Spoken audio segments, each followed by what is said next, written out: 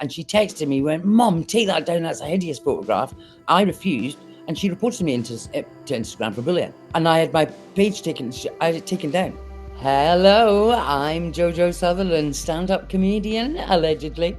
Comedian, actor, writer, bullshitter, and I am on the Chronicles of Podcast with the fabulous Jamie and Tom.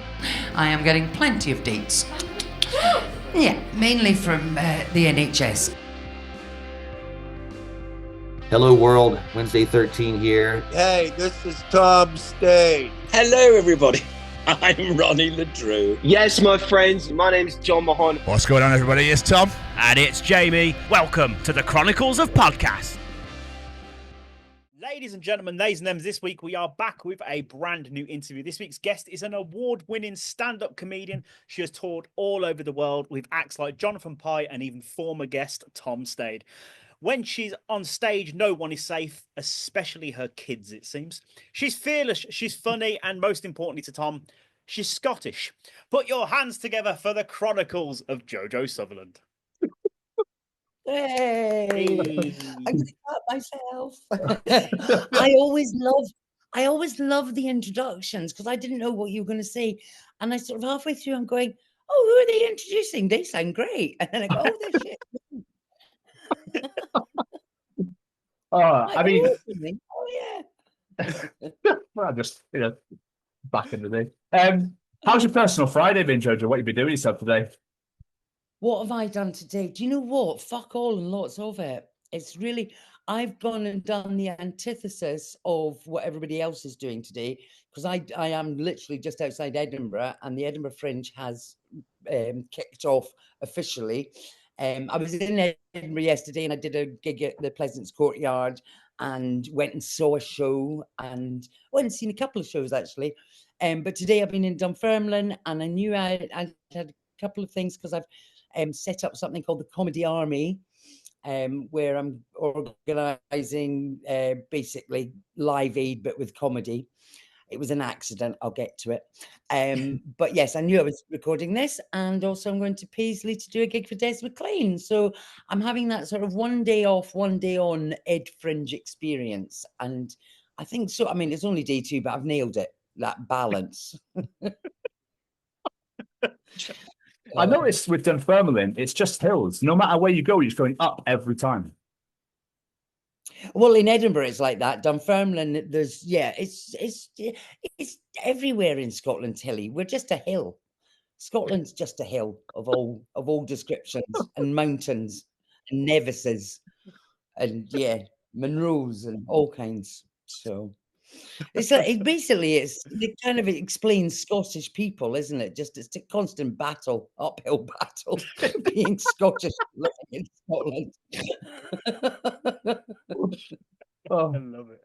So, Jojo, how we like to start these things is we like to take things right back to the beginning, back when you were growing up, a young little Miss Sutherland, you could say. What did you want to be when you were growing up? Was it airplane driver, doctor, whatever it might be? Well, funnily enough, and it is, I did record my special on Radio 4 and I admitted it there and I'll admit it to you. I grew up, I wanted to be working class. Okay. I honestly thought it was a job because I was, it's slightly sort of a misnomer. I grew up in aristocracy. My parents lived in a castle, but we were skint. But, you know, what skint is relevant. Do you know what I mean? The underfloor heating didn't work, darlings. So there's, there's skint and there's skint. But I was always, and you'll find this with most comedians, and that's what I love about us lot. We're all sort of a bit of an outsider in some way or form. And I always felt a bit of an outsider to the aristocratic lifestyle because I went to the local primary school. You know, my mates were all, lived in council houses and, that was my environment as a child, even though my actual accommodation was a castle and I had a bedroom that was in a 70-foot tower with a 4-poster bed. So it's, which sounds very glamorous, but just to make the viewers not hate me, we did get evicted out of the castle. We moved into a caravan. So them's the breaks and karma. It's what you want if you listen to people up in crap. Like that's. I Or is absolutely that nailed it. too? I've always, yeah. No, I started at the top and I've steadily worked my way down, and I've absolutely nailed it. Nailed it. I've just got this image now of your parents being like, "Oh, what are we gonna do?" Whereas you're like, "Yes, mission accomplished." Oh, yeah, I was genuinely thrilled. I was like, this is great. I said, because all my mates always wanted to come and stay at the castle, and there was a loch and a billiards room and all. And I was like, no, I want to come and stay in your house because you've got central heating and food. So, yeah. I had a very eccentric upbringing, but it was, I joke about it, but it was, my parents were great, but they were bonkers. So, yeah. I just love it. Like, how many people can say they grew up in a castle? It's great. I know. It is a dim and distant memory now, I have to say. So, where did that love of comedy and performance come from then? Were your parents like performers or anything like that? Or? My dad was a writer, and I think, it was a very sort of bohemian, very sort of artistic, creative, it's a little bit like Schitt's Creek, if you like. And it's that sort of posh but not cunts, and they do exist. They do exist, So Oh, fucking superb. I'll take word for it. Yeah, no, definitely. And it's that thing of going, and I was a show off. I was the youngest of 7, so I think I was showing off more to get attention and just like, look at me. And my parents were just really encouraging. Nothing was off limits. And I think that is a sort of upper class sort of, you can do anything, darling. But not in that sort of entitled way. It was just like, yeah, just go, if you've got a mad idea, follow it. And I always kind of did want to be an actor, and showing off and acting seemed to be the thing. But there was just a lot of laughter. That comedy's just always been a massive feature in my life growing up, against all the odds. So despite the sort of postcard of, grow up in a castle, there was, like everybody's life, it doesn't really matter your background. Everybody goes through shit, and, you can't get away from people committing suicide or people dying, regardless of, your upbringing or how much money you've got. So, yeah, there was a few tragedies and things like that. And I just remember that every time something pretty awful happened, my dad would laugh. It was just like, or, would make light of the situation. And so I kind of definitely did learn it from him. And then I was ill. I actually had a brain hemorrhage. And so, which was a genetic fault in my brain. And so I was 34 when I had a brain hemorrhage. And then I was married at that point and had kids, and yeah, just not a very good marriage. And saw an advert when in the List magazine, which is still going, for a stand-up comedy course at Strathclyde University. It was a 10-week course. I was on income support at that point, do you know what I mean? And I was like, it'll be a really good way to get back into acting, and they'll be able to, because people do revere comedy as an art form, even though it's not recognized as an art form, which we're trying to do something about. But most actors be like, oh my God, I could never. And yourself, it's like people will constantly say, oh, I could never be a stand-up comedian. Oh, I could never do it. Oh, you're so brave. And I just was like, oh, it'll look really good on my acting CV. And then I did this course, and literally that was 25 years ago. I did a 10-week course it wasn't with VivG, but VivG still runs that course. It was a guy called Charlie Ross.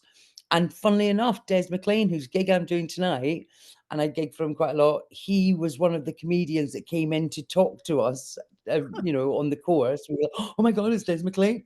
And so, yeah, I did that, and literally did my first ever gig. And it felt like I was coming home.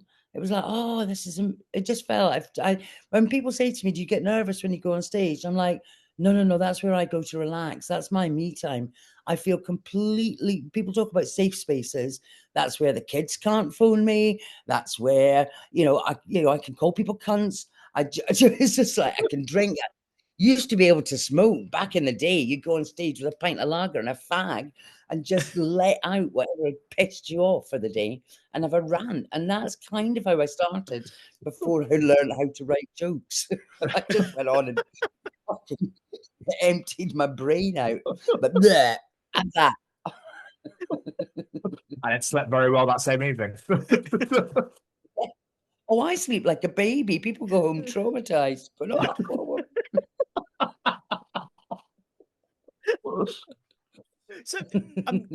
so was it like the brain hemorrhage sort of made you go like, I've had a really close call here, I need to follow my dreams? Was it that sort of thing that happened? Kind of, yeah. I think when you do have any kind of sort of near-death experience, which it definitely was, the percentage of people that survive a brain hemorrhage, I think is something like 7%, or certainly have, additional needs are left, with symptoms of blindness or, paralyzed or things. So, I mean, the fact that I've made a full recovery was extraordinary. And you do just, without realizing it, reevaluate what you're going to get stressed about. Do you know what I mean? Some things just become like, couldn't give a fuck, and it sounds really wanky, but you just kind of do prioritize what you really do when you're kind of going, shit, I might die and I haven't got a will, and who's going to look after the kids? And you run through, when I really did think I wasn't going to survive it, when I found out that's what had happened and they, there's nothing they can do. You do go into sort of panic mode, not about yourself, weirdly. I wasn't actually worried about dying. I was kind of pretending that, don't be silly, of course I won't die, I'm too special. But I did think I need to make provisions. And then that's what for the first time, you really focus on what is important. And, what somebody said on a Facebook post, or not that Facebook existed then, but, what somebody said on a forum, or what somebody had said in a green room or whatever, you kind of go, that was not what was in my mind. It was like, who's going to look after the kids? What's going to happen to, how my brothers and sisters going to take it? You just think about the people you care about. And the fact that I didn't have enough money to buy a multi-million-pound house wasn't on the list of things that I was worrying about on my near deathbed. Do you know what I mean? So, yeah. So you mentioned earlier, like, you did your training, you went out there. Like, can you remember your first gig? Yeah. Oh, yeah. Yeah. I got one laugh, and that was enough. I got one laugh. Yeah. I remember, in fact, I found it because I've kept notes of everything. I've got books and books and books of just, because my brain I just think of things like a blah, blah, blah, and I write down words or sentences or ideas. And I found, but when I first did that routine, fucking shut up, JoJo. But I wrote it down word for word. I wrote down word for word a series of sentences, and it was kind of like the first routine I ever did, and I've got it written somewhere, and it's mad to look at it because it's so scripted. I learned it to within an inch of its life, that first routine for the comedy course. And then afterwards, and we, as part of that course, we were taken to see a comedian. Well, we went to see Des McLean, actually. And it was that thing, I was just like, incredible just watching him. He was just so improvised. But then I took my husband the next night and he did it exactly the same. And I was like, oh, fuck. It's a script. And so it was that thing that was part of the course, and we had to have a script. And I immediately rebelled against it after the course had finished. So the first gig I did, I was like, well, that's just cheating, having a script. And so the next gig I did, I just improvised, and wasn't as good. It wasn't. It was kind of, but it took me a long time to find that sort of, because I'm still a bit, I don't like completely scripted. I know I like having bullet points and knowing what I'm going to talk about, but you kind of do you have to have the script so that you learn it within an inch of its life and then you unlearn it and then it becomes conversational? And then you can add other bits. And when things just pop into your mind on stage, it's getting back to your authentic self. And it is that kind of just bungee jumping. And took me fucking years to find it. But now I do. I love just a lot of the time just going on stage, and I might talk about the kids. I might not. I might literally talk about having, been an hour late because I was stuck on the M6 and it was a fucking car park. And, so I love the freedom of comedy because you can fuck about. Yeah, I mean, I was going to say, like, where'd you get like your inspiration for your jokes and everything else? But I think, like you just said, then it's just whatever comes to you at that time. Yeah. Yeah. But like it's style wise, so it's my fault again. I think it's the delay. But like, how do you find like your comedic style in a way, or do you even have like one?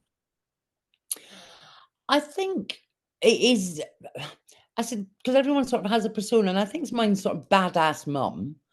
But that has kind of weirdly mellowed, in as much as my kids are grown up now, so I don't have the same relationship with them that I did when I first started doing comedy. They were small children, and I was a frazzled mother trying to juggle all kind, a marriage and a house and kids and comedy and travel, and so the things that were affecting me then were much more frantic and furious and fuck this and kids are an arseholes. But whereas now, I think I like to think that I do change with the times. I do still live in the moment as to what's going on around me. And because, and you said you had Tom Stade on, he's my absolute guru. Do you know what I mean? Tom, he's just brilliant. And I did record a special that was on YouTube.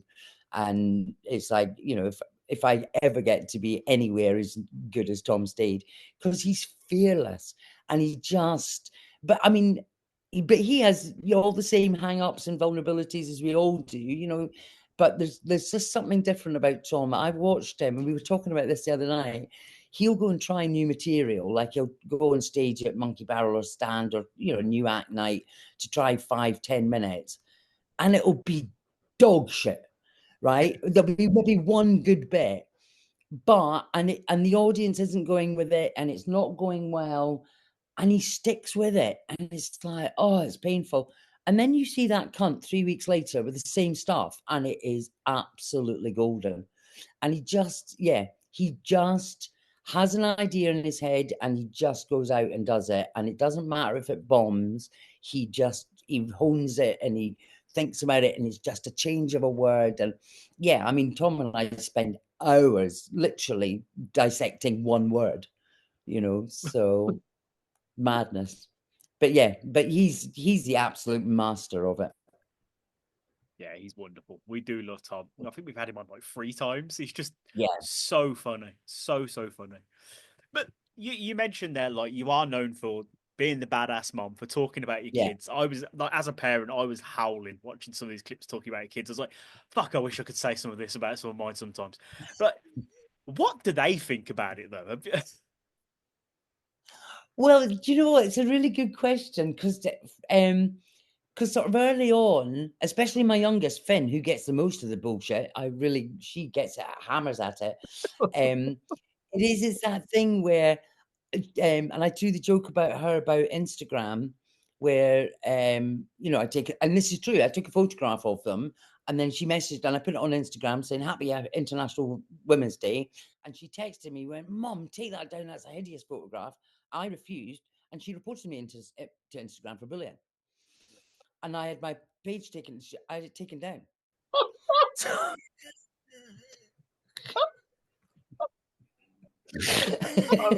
Genuinely true.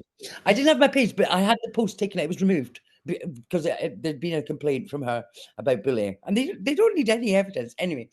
But she was the one incident because she's the youngest generation. So the older 3, they're the millennials, but Finn's a Gen Z, and actually she's the internet generation. They're the ones that have never known a world without the internet. And their demand for consent and information, they're much more savvy and they've way more information at that age than I ever did. Do you know what I mean? We didn't have Google, we didn't have, BBC One and bloody the Times newspaper. So you just couldn't, your parents could lie with complete impunity, and you couldn't check it up unless you went to the library, and who could be fucked doing that? So so the youngest one, she's always kind of challenged me. So I have got better at actually asking their permission about things that I talk about them on stage with. Mainly her, because she does get really nippy with me.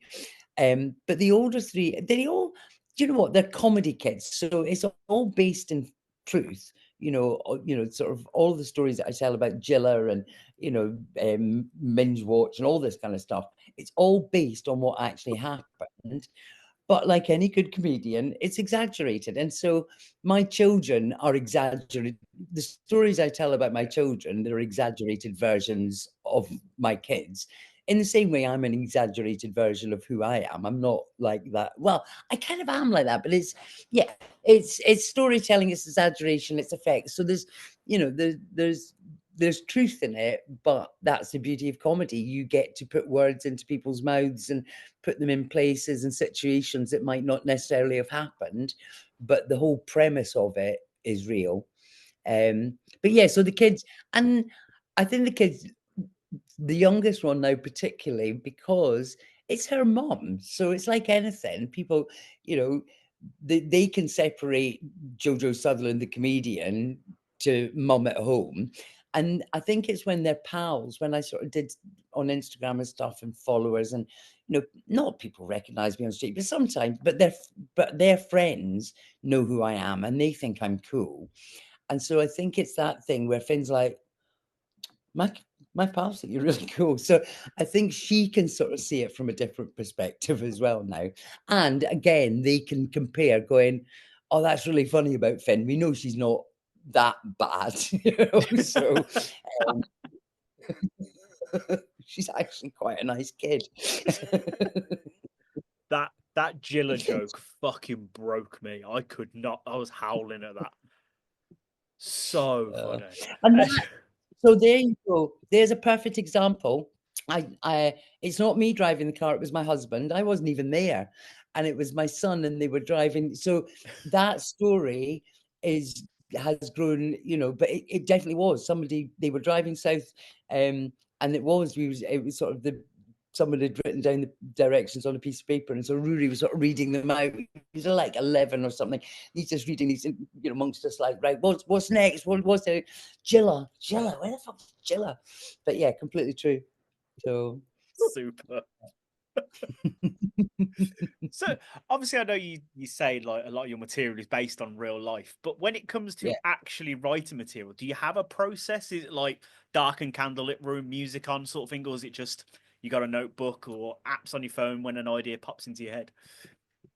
There's probably about 3 different ways. There's stories that just happen. Do you know what I mean? Just a funny thing happened to me, and that I tend to, because I MC quite a lot, so I do MCing or I'll do a set. I use MCing to tell the audience literally what's just happened. If something funny's happened, I'll tell the audience, and by just saying it out loud, it's really fresh. It's just the same way you would with your friends in the pub. So then if it gets a laugh, I think, oh, there's something in that, and then I'll kind of sort of mull that over when I'm driving home and go, oh yeah, actually then I could do that. I could put them in that place. And so you can add characters to things. So that's one way, is when I'm MCing, literally something that's just come out, or something that does come out naturally, which is, I always say to comedians, even though I hate listening to myself back, especially when you starting new, record everything, because you will say something in the moment on stage that's really funny, and the minute you come off stage you go, what did I say? What is that? And it's gone. It's gone. So if you record it, it's really good. Tom Stade and Gareth March, who I don't know if you know, is my son-in-law. He married my daughter, and Gareth does Tom Stade's tour support, because nepotism is alive and well. So and also he's a very good comic. It's not nepotism at all. He's a fucking great comic. But Tom, Gareth, and I quite often, the three of us, will just have a session where I've got an idea and I know there's something in it, you know. And so we sort of take turns. It's like, you know, I'll sort of say, right, I've got this idea and I've got that, and then we riff with it. Tom will say something outrageous, and then Gareth will say something, you know, that kind of goes with that outrageous, and and we go round with each other and just tag each other or top and tail or give another sort of perspective to it. So, and I think the three of us together work really well because the gender difference, the age difference, the experience difference, but we've all got a sort of real sense of silliness. And Tom's so dark, and I'm pretty dark actually, but not. It's a different kind of dark. It's weird. And Gareth is just so silly. I mean, he brings out the child in both of us. So, so that quite often happens, that you just bounce ideas with someone. And then when I'm writing a show, then when I'm writing something, because it's a structure, beginning, middle, and end, and it's more like writing a book or a play when you write a show, that then it is I do write differently, and I do literally sit and write jokes, which I can't do for a set, and I don't know why. I just can't. So for a show, I can write jokes, but I can't for a set. It's very odd that the mind works differently for me.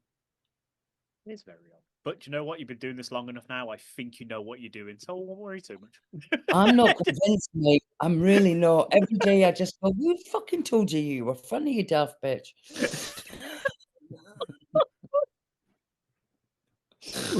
You're only as good as your last gig. That's the other thing. I do always think it's like, that blows my mind. You can have a fantastic gig and you just absolutely smash it out of the park, and then you can do pretty much the same set the next night, and people just look at you just going, who thinks that funny? And that doesn't happen with alarming regularity like it used to, but but yeah, I still find it really, you see some of the best acts still now just not get the response that you've seen it absolutely kill in a room. And then it's odd. So yeah, you are only ever as good as your last gig, or as bad.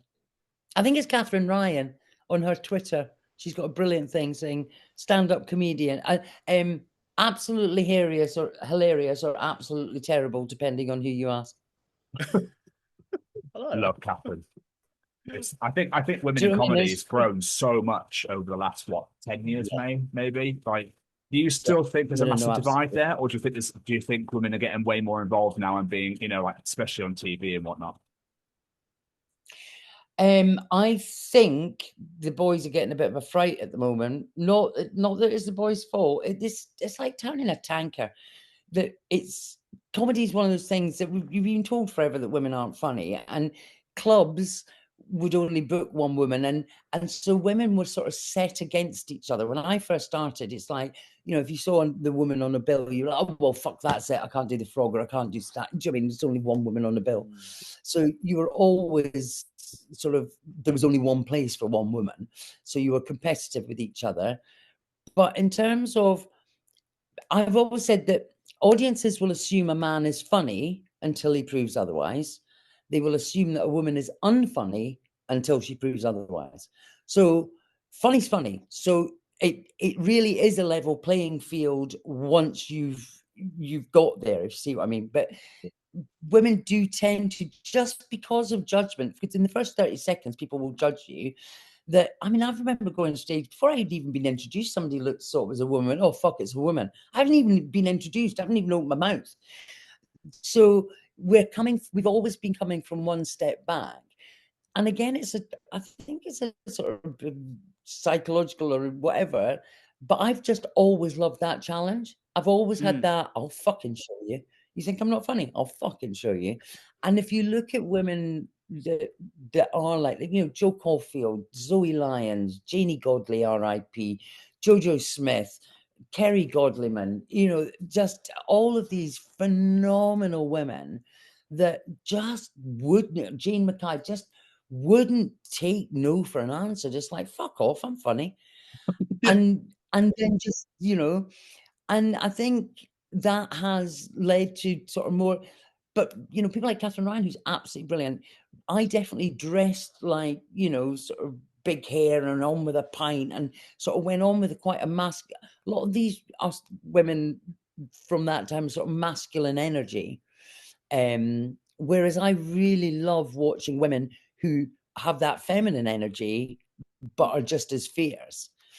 But but also I think it's one of those things with comedy. You've either got it or you haven't. Do you know what I mean?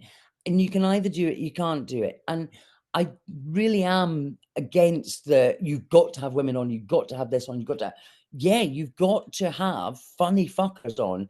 And there's always been funny fuckers in this business. We used to go, like when Jonglers was a thing, the Glee, in Birmingham, I used to laugh. You'd meet up, comics would be there for the weekend. You'd do the Thursday, Friday, Saturday, sometimes Sunday, and you'd see who was on at the other clubs. We'd all meet up and have a Sunday roast or go for a pint. And I used to just sit sometimes and think, people must look at us and go, how the fuck do they know each other?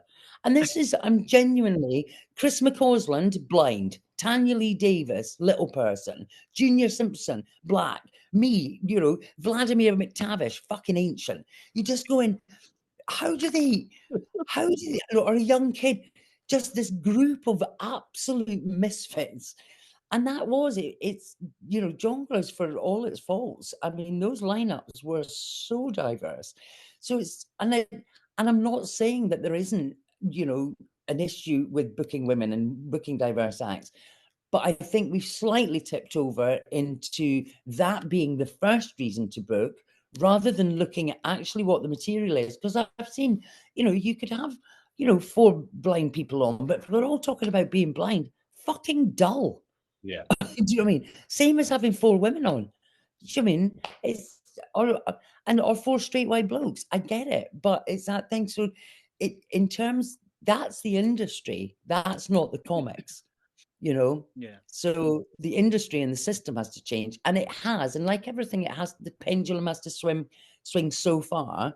But I definitely think, and I had a really good conversation with Jason Manford, and he made a really good point. The difference between male comics and female comics, women haven't had enough of an opportunity to fail, because as soon as a woman has a bad gig, it's like, oh, fuck, all women are shit, rather than she had a bad gig. If a bloke has a bad gig, it's not like all men are shit. And so I think we have been grouped as, and the pressure on women to be funny, it's like the boys don't have that same pressure, because they don't go out to an audience that assume that they're going to be shit. And I think and again, actually, in terms of diversity, people don't assume that disabled people are going to be shit, or black people, but they do assume women are going to be shit. So women very much have had the kind of, on the back foot for a long time.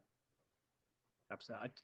But the only diversity there should be in if you're a woman and disabled, you're fucked.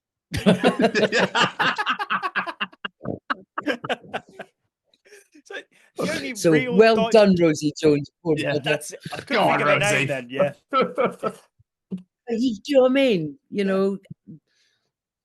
The only diversity there should be paying attention to is the difference in jokes, like you say, because that's the important thing. The funny is what's important.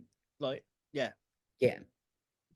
But the one thing you sort of touched on it earlier, saying that, you can have jokes that hit one night and completely miss another night. That's part of what I love about stand-up comedy, is the unpredictability of it, because you just don't know how that room's going to react. Does that make you nervous at all, or just like fucking bring it?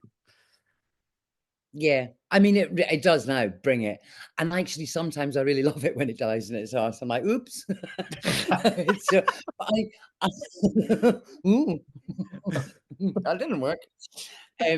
But that again, because I love comedy so much, but that's it. We are canaries down the mine. We are pushing buttons. We are, treading on eggshells to a degree, but that's the beauty of it. And I think we're in danger of losing that, as much as like I said, going back to, you know, my first earliest memory of laughing, it was laughing at a funeral, and you just going, because it wasn't because we were happy that someone had died, but it's that release that people have. And I think that's what comedy gives people. And like I say, with the cost of, especially in the cost of living crisis and wars all around the world and everything that's going on, the idea that we can't just laugh about it, we're not laughing at it, we're not, we don't tell jokes to make other people feel bad, we tell jokes to make ourselves feel better. And I think we're losing sight of that, in as much as, you know, it's not cancel culture, it is people just being sensitive to hearing. It's like, it didn't happen to you, or it did happen to you, tough shit, you know. And I think a lot of the things that I talk about on stage, if I can laugh about it, I'm sure as fuck you can, you know. Don't not laugh on my behalf. And yeah, it is, I think we need to just remember, Mark Twain has that quote, the humanity's laughter is the humanity's most effective weapon. Do you know what I mean? If we've got to be able to laugh at things, because it's what keeps us grounded, it's what keeps perspective. And, you know, if you lose the power to laugh, you do lose the ability to think straight. And it's, you know, just that release. And God, fucking being miserable is miserable. Yep. Yeah. Boring. Absolutely. Yeah. What's that old expression? If you don't laugh, you'll cry. So Yeah. laugh. Yeah. It's much more fun. Yeah. But I don't know what it is about people now. And again, I'm sure they've got perfectly good reasons, but, you know, somebody's coming to a comedy club and saying, oh, you talked about such and such, you know, and that triggered me. It's like, well, I don't get up and go into a comedy club and think, if I talk about this, you know, Simon from Solihull might be in and lost his cat. And I mean, I cannot take all of that into consideration. And like I say, we don't. And it's, you know, I know Andrew Lawrence got cancelled recently, and nobody has to book anyone. They really don't. But it's that same, it just reminded me of Billy Connolly, and he made a very, very inappropriate joke 30 years ago about Ken Bigley being beheaded. And it was, I mean, it was like, ouch, fucking hell, too soon. And, you know, when is too soon? But the reaction, interestingly, 30 years later, is a sign of the times, that it's just everyone just going, no, you absolutely can't. You're going, if we can't say anything, then, well, let's all just sit at home and shut the fuck up then, because, you know, seems daft. But that's not what people want. People want to laugh. And we know they all laugh because they're all doing it privately in WhatsApp groups. Yes. It just seems to be public forums where people are offended by everything. Yeah. But when you're talking amongst your mates, oh, you're loving it. Yeah. So, yeah, I think we just need to get, I think you need to be nicer to people in private. And you brought it up at the very beginning of the interview, and I think we should definitely talk about it. The comedy army is something that's just magically appeared. Like, what is this? What is it? How much can you divulge? Wow. Yes, I think, do you know what? From Little Acorns, genuinely, and it still is, it's a gig on the 8th of October. But how it came about, I'll give, do you want the absolute truth or the version that the media are going to get? Go for the absolute truth, JoJo. Let's go all in. Yeah. Okay, so 3 years ago, I fucked a man in a tent in Glastonbury, right? So, okay, we're off. The official story is that I lost my keys at Glastonbury, which I did as well, and we had to smash the window to get in. However, right, so being sensible. But yeah, this really nice guy, who's still a mate, James, and he was there with his cousin Debs. And when they left Glastonbury, so I was performing at the cabaret tent, and when we left on the Monday, I couldn't leave because I couldn't find my car keys and I had to smash them. James texted me and said, oh, look, Debs has left her boots behind the camper van. If they're still there and they fit you, you can have them. And I was like, all right. So I tootled off and got there. The boots were still there. They did fit me. And I texted James. I was like, bloody hell, yeah, they fit me and they're gorgeous. Do you know what I mean? They're clearly designer boots. And I said, you know, give me a number. I need to give her some money. He went, no, don't be so stupid. She's a designer. So she is Deborah Baker, Fiorentina and Baker. They've got this phenomenal shop in Shoreditch, a factory in Italy. She's a boot designer to the rock stars. Absolutely amazing who you meet at Glastonbury. So I basically said to her, look, well, if I can't give you money, whenever I'm in London, I'll let you know, and you can have free tickets to shows that I'm on. And so that kind of was our arrangement. I'd always just kind of see them when I was in London. So 8th of October last year, I'd said to them, I'm at Backyard in London, if you and Franco want to come along. She said, yeah, no, that'd be great. She said, actually, I've just had a bit of an idea, you know, sort of maybe do a charity gig, sort of marketing idea, sort of bit of a gimmick. Do you want to come to the shop and I can run it by you? So I went to the shop. And basically, they gave me a free pair of boots and said, we want to do a charity night, stand up in our boots for. And I immediately, because I'm pathological, I just can't bear seeing people asleep on the street or on the street. Just in this day and age, it just blows my mind. Yeah. So I said, all right, we'll stand up in our boots to help people off the street and back on their feet. That was it. I went to the backyard, I spoke to Dan, and I said, can we do a charity night? This is Debs and Franco. And he's like, yeah, no worries. When do you want to do it? And I was like, oh, let's do it a year from now. Let's save the date, 8th of October, 2025. So I did the gig that night. Franco was there. He did a sort of bit of footage. I made an announcement, basically announced stand up in our boots.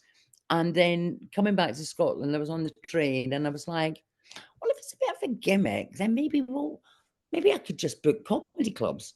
It took me 20 minutes to book Aberdeen to Brighton. I've got all the Glees, all the stands, Hot Water, Frog and Bucket, Bath Comedia, Forge Brighton, Dan Backyard. So that's the premise of it. So it's basically one gig, one mission, one cause. So stand up in our boots to help people off the street, but it's just grown arms and legs. And so the comedy army, because every time I mentioned it, I'd have an idea and then somebody say, oh, that's a good idea. Well, we could do that as well. And Fiorentina, so we're going to have a prize draw. So Fiorentina makes the prize draw at every club, where somebody will win a pair of Fiorentina Baker boots. And it was just recognizing, the more I thought about it, it's a bit like the brain hemorrhage, where you really focus on what was important about, living my life. It's like the actual fact that comedy it is comedians versus homelessness, that without comedy, there's so many people that suffer from mental health. We live in such a precarious industry. We live hand to mouth a lot of time. There's a lot of traveling. There's a lot of being on our own. There's a lot of mental health issues. But the only thing that really is the difference between being a stand-up comedian and being on the streets is comedy. And so it was the idea that everyone that's become famous, whether it's Sarah Millican or Mickey Flanagan or Kevin Bridges or Frankie Ball, everybody started, they did their first 5 minutes. They maybe did the open mic circuit, or they did a little bit more, or they did jonglers, but they worked their way. And most comics were in the belly of the beast for years. Mickey Flanagan was on the circuit doing all the things. All of them were. Bridges, Boyle, McIntyre. Everybody is a circuit comic at heart. And some go out the door to fame, some go off the circuit for a bit. They'll do a bit of tour support like I did for Jonathan Pye, or do a bit of telly. Some just drop out because they can't handle it. But some people literally drink themselves to death. And the thing that really struck me was Robbie Bonham, who was a phenomenal comic in Ireland. And I think he had a heart attack. He had so many mental health issues, but he had a heart attack. But his friends and family had to crowdfund for his funeral.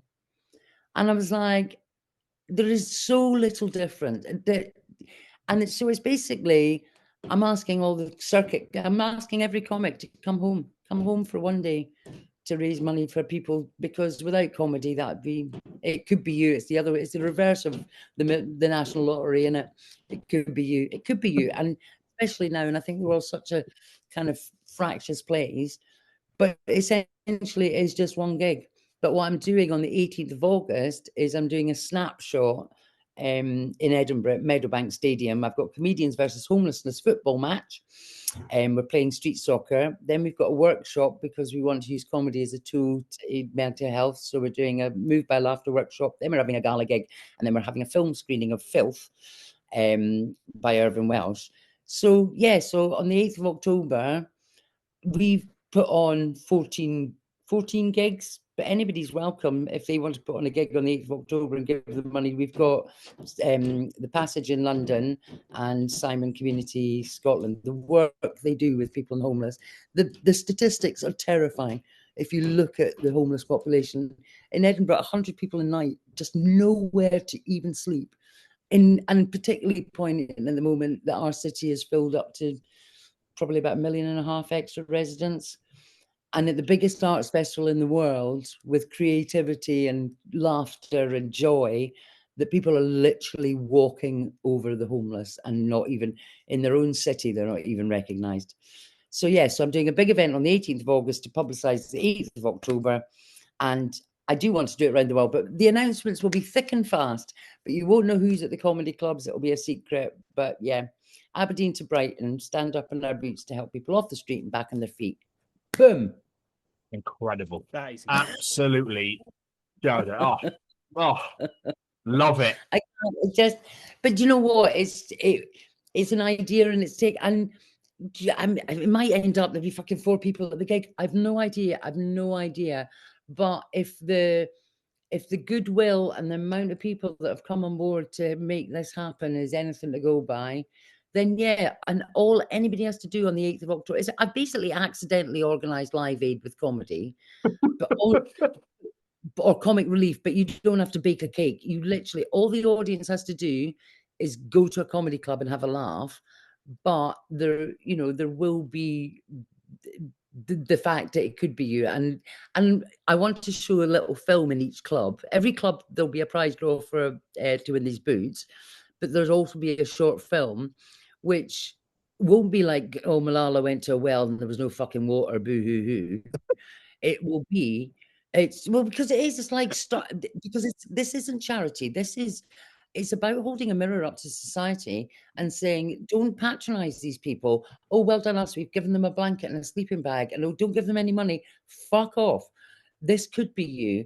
And it's about how we can make a difference using comedy and all these social prescribing, comedy on prescription. So we're doing all these comedy on prescription workshops and going into libraries and going into places that really use this effective kind of prevention method of using comedy workshops, using stand-up comedians who can talk about drug addiction and suicidal thoughts.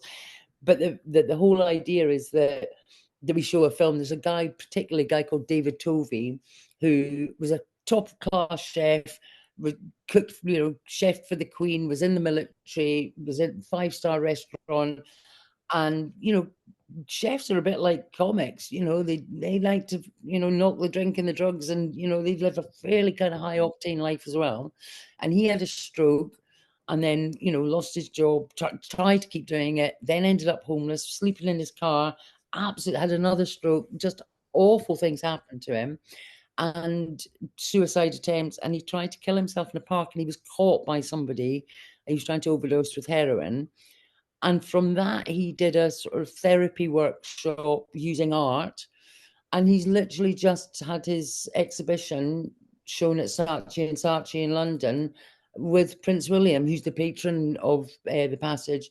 And it's just like, it is that thing of going, even with the shittest thing, that there is hope. And it is so that people who are, because I can't imagine it, but you just kind of go, when you've lost hope, you have lost everything. And if just getting enough money for funding for workshops, emergency relief, yeah, just literally fucking here's a bloody blanket to keep you warm. But if we can start providing, because all of these charities and all of these incredible places that are trying to create pathways, government funding doesn't exist. It's an and even less funding. That if we can create pathways that gives people hope, that just for an hour. I saw a guy at Tesco's just round from me. And I just hunkered down. He'd fallen out with his girlfriend, and he, stayed with his mate for a couple of weeks, and then his mate couldn't have him, and then he was just embarrassed. And I just wanted to be able to go, right, Mark, there's a bloody comedy workshop tomorrow. I'll come and get you. Come and have a laugh for a couple of hours and see, and just so that you're talking about things and laughing about things that everybody makes you feel guilty about, whether you've fucking gambled it or pissed it up against a wall or snorted it or injected it, whatever the reason. Do you know what I mean? They don't want to live like that.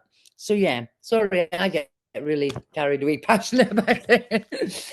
But yeah, I love it. So that's what we're trying to do. We're just trying to change the system, really, and just make access for all. And if Edinburgh Festival wants to claim it's access for all, then I'm putting on an event that is literally access to all. So you're doing an absolutely amazing thing. I think it's absolutely incredible. Like, what a glorious cause. And to use comedy to do it as well is even better. Absolutely phenomenal. Absolutely phenomenal. It'll be a laugh. If nothing else, it'll be a laugh. And if it fucking dies in its arse, I'll go and get pissed. Well, there you go. So win-win. Absolutely is. Oh, Joe, you've done so much in your career. I feel like we've barely got to scratch the surface tonight. But there is one thing you did on TV I've got to ask about, because we discussed on our show, we discussed this the other day. Did I read you were on Wife Swap?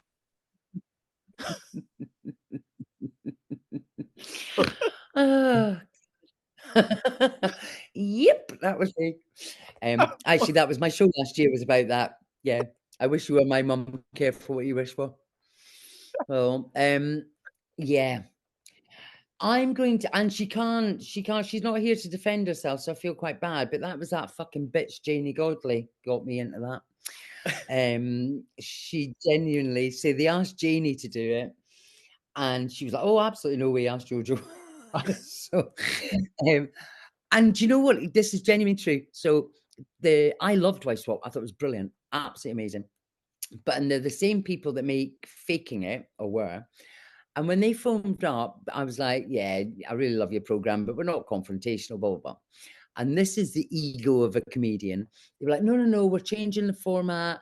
This sort of, filthy, lazy, unfit mother thing that sort of died to death. And we're the same people that made Faking It. So they were trying to sort of basically change the format to Wife Swap, but you job swapped as well. So they swapped me with, and I genuinely did think, I was quite early on in my career, and I was like, quite good publicity, and it shows you how non-media savvy I was. I was like, I'll get to do my stand-up, and then she'll have to try stand up. I look amazing, total ego. But yeah, so they swapped me with a woman. So I'm a stand-up comedian, and she worked in a stand-up tanning salon. And that is the beginning, middle, and the end of the story. But she refused to do stand-up comedy. Of course she did. What fucking idiot would? So she collected glasses at the stand on a Thursday night, which is not what I do. I did her job. But it was, one of the most fascinating things I've ever done. And especially now, kind of as the world is, because thank fuck Twitter didn't exist, or Facebook. We would have been, the newspaper headlines were, I was filthy, lazy, unfit mother. Then, and when I've talked about it in the show, something like 348 hours of footage down to an hour. You can storyboard anything. And and it was just definitely, it was fascinating. I think everybody should go on do that, because you get taken out of your comfort zone, and they had loads of dogs and so there was just so much about it that was, when we watched the program, the kids were like, but Mum, the muffins couldn't have been trampled into the carpet because she bought the muffins. And it's just, the editing's brilliant, but it was mental. But thank fuck, because the judgment, and this is where it's really fascinating, actually, when you're saying about, what do my kids think about comedy? That was a really good lesson for them, because their mates at school and everything were like, oh, fucking hell, your house is manky. And Gordon Rudy's like, you fucking in my house. You're in my house saying about a television program. It's like, You know, it's not. That's bullshit. You know, so it's like people that we knew believed the program, going, but we're right here. You know that's not true. So from that perspective, it was fascinating. But yeah, thank fuck I didn't have to fight with anyone. Mind you, it's on YouTube now. And I honestly, I look back on it, it's just hilarious. I'm really glad I did it though. So we were discussing on the show, we were just like, why is this a thing? Like, who came up with the idea of getting people to swap partners for a week? yeah, It's so weird. I know.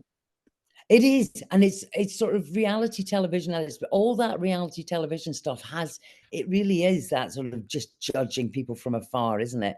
And looking in other people's houses, and you know, and it's completely that storyboarding, and you can make anybody look good or look bad or look whatever. But yeah, it was interesting again when you talk about women in comedy. There was no pressure on the men to, you know, and the household manual was a thing that you were really duped, because the researchers would interview you and you'd answer the questions, and then you never got to see the manual, and the husbands never got to see the manual. And so everything I said, and I'm really glib and throwaway. So she was reading so it was sort of like a three steps removed, really, what she was reading, what I was reading. And then I would say, yeah, but it's in the manual. And I was like, yeah, but no, that's not what really happened. You know, so it's just a perfect recipe to just basically manipulate people. It's very clever and great telly. Don't remember. I don't remember if I watched it. I just thought it was a mental. But like you say, why did they do husband swap? Or do you know what I mean? Yeah. Or something like that. It's never the guys, always the ladies. Yeah, and it was judging the women, and it was the women, you know. Yes.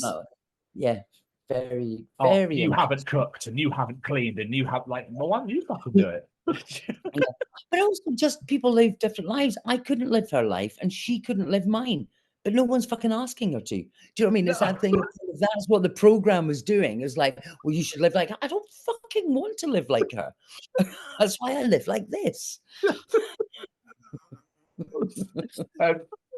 I am also insanely conscious of time, but I need to bring up. So how I was introduced to you, how I discovered you, was through the Jonathan Pye tours. My mum fucking loves him, and then fell in love with you at the same time, obviously because you're his main support. But she was like, "Oh my god, you got JoJo on Friday! Oh, tell her that I love her. She's so fucking funny." Like, I was like, "Mum, it's okay. We got this." It's like, do you just write my questions for me? Oh, tell your mum I love her too. Oh, that's really nice to hear. But obviously, how did this all come about then, being the main support? And obviously, with his shows and his stuff being more political based, were you worried about how the audience would react to you? Yes and no. Because it was a very specific remit, really, and I don't know, should I tell? Because I wasn't always there to support him, and it was Andrew Doyle, and then they parted ways. And Tom is an actor, so not a stand-up comedian, although I do see him as a stand-up comedian, but he doesn't necessarily see himself as that. He sees himself as an actor first and foremost, and this character that he created. And so when Andrew Doyle and him sort of parted ways, I'd met Tom through Andrew. And so Tom wasn't really on the comedy scene, so he needed tour support, and he phoned me and asked me. And I was just like, if Andrew's cool about it, because I don't want to nick anyone's job, then fucking damn right. And so that's how it kind of came about.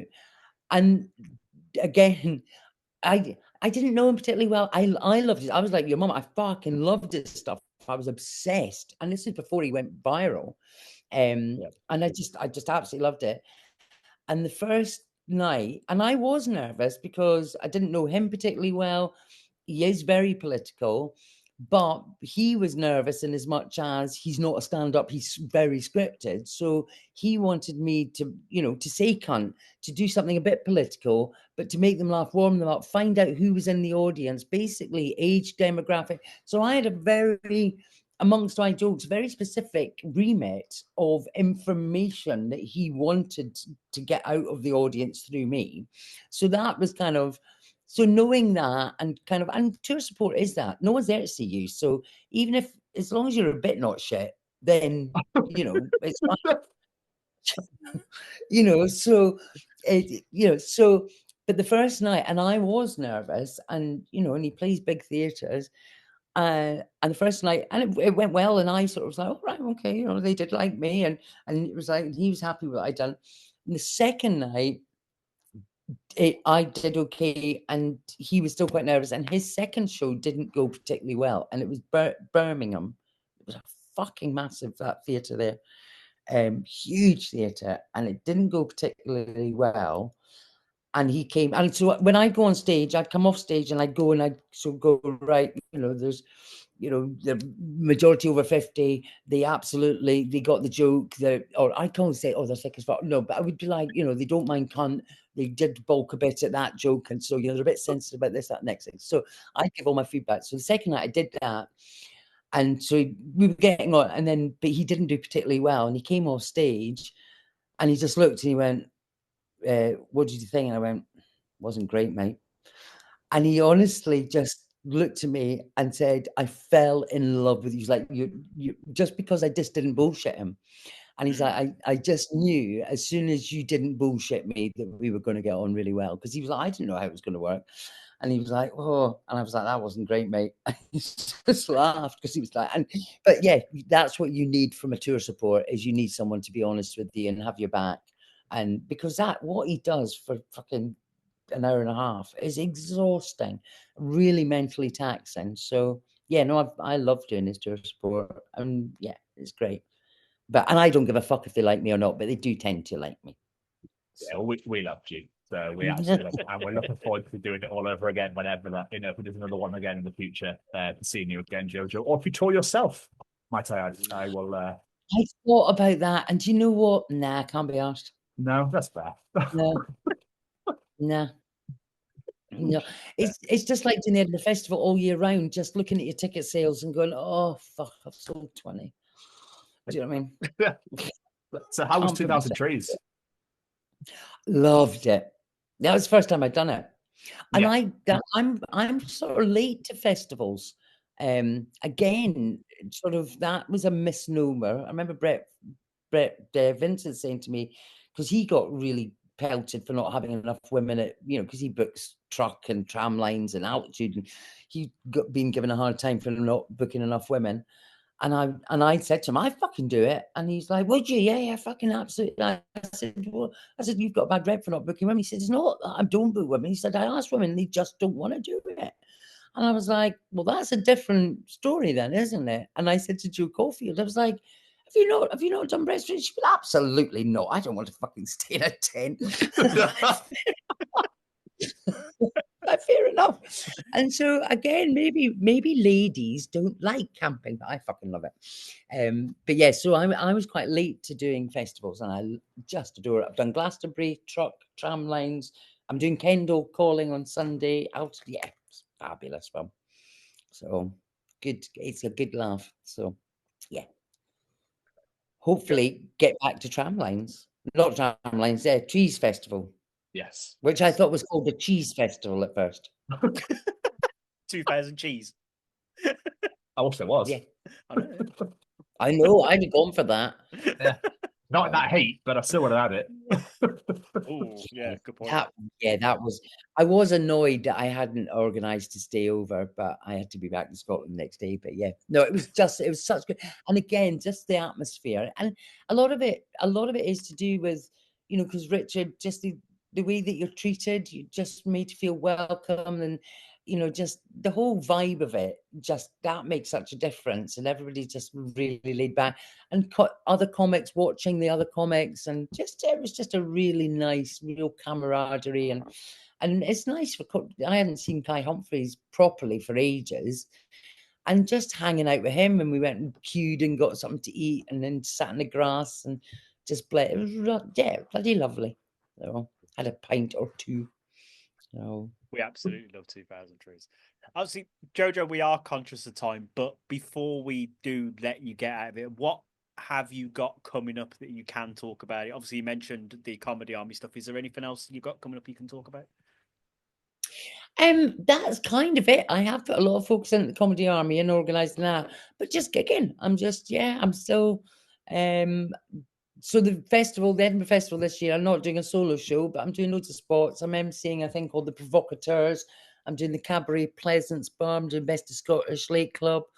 And yeah, just then back doing glees and stands and frogs. I'm at Hot Water for the last week of August.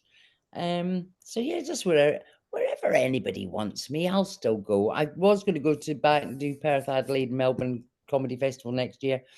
But no, I do genuinely, the Comedy Army, I think is my new focus in terms of I really want to still gig with the gigs that I like doing, and then run comedy workshops and hassle government for funding and raise money. But it's that, it's not me sacrificing my career to help the homeless. It literally is rediverting my skills into a sector that, if I can get funding to get paid to do it, then I've told enough jokes to stag nights that are coked off their tits. So it's time for a new audience. Mr. Stevens, any more questions for our wonderful guest? No, all I want to say, Jojo, is thank you so much. We've absolutely loved chatting to you tonight. Obviously, hopefully we can do it again sometime soon when you don't have to rush off, obviously, and get ready for a show, because it'd be great to have you back on again. But have you got any... I'd love to not come on and bang on about my soapbox, but also bang on about my soapbox. Do you have any plugs, social medias, websites, anything you want people to go and check out? Yes, social media. I'm just JoJo Sutherland everywhere. So I'm on Instagram, I'm on Twitter, I'm on TikTok, and Facebook. Yeah, so all your usual places. I always forget, and I genuinely do. I go, oh yeah, I used to do that. I've got my Riches to Rags comedy special on Radio 4. So you can find that on BBC Sounds. That's Rich Drag. So that was the award-winning Fringe show that got commissioned and explains a lot.